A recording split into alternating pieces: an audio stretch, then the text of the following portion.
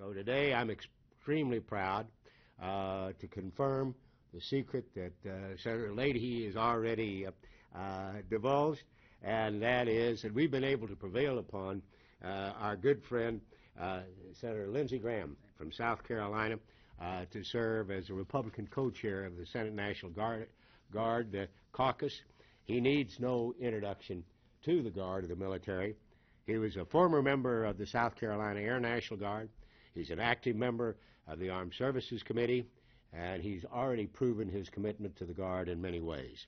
He has been a champion for promoting parity between active and reserve service members who've served overseas, from health care to retirement.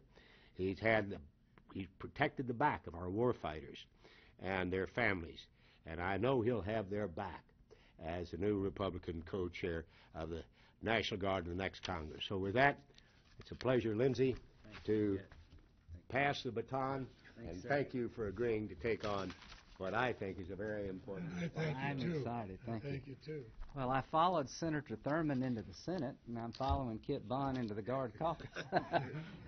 Two kind of legends to follow. Not parity.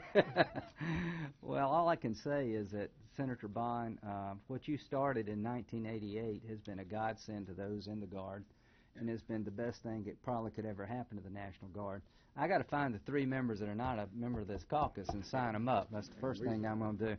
But came on duty in the Guard in 1989, served there until I changed over to the reserves. But what y'all two have accomplished from a guardman's perspective has been unbelievable.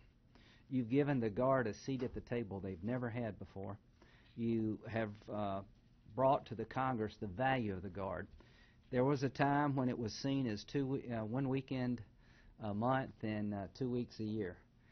The only thing I can tell you is that when you go to Iraq and Afghanistan, you don't know who you're talking to. You don't know if it's an active duty person, a reserve, or a Guard member.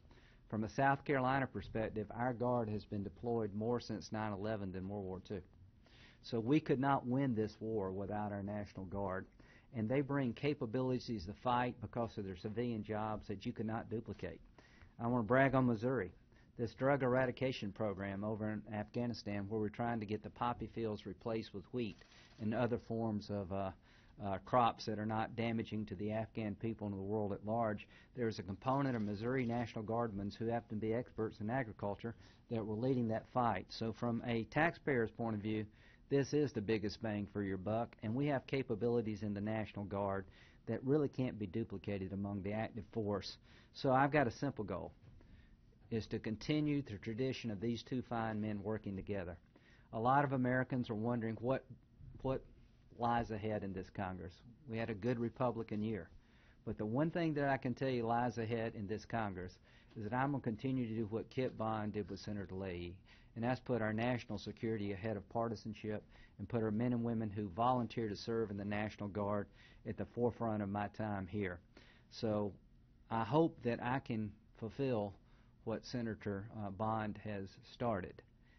What you did 21, 22 years ago is the best thing that ever happened to the National Guard. So working with you, Senator Leahy, let's fight as hard for the Guard as they fight for us.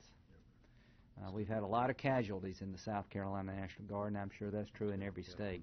So I commit to both of you to continue the fight for the Guard, and I'm honored that you would allow me to have this position.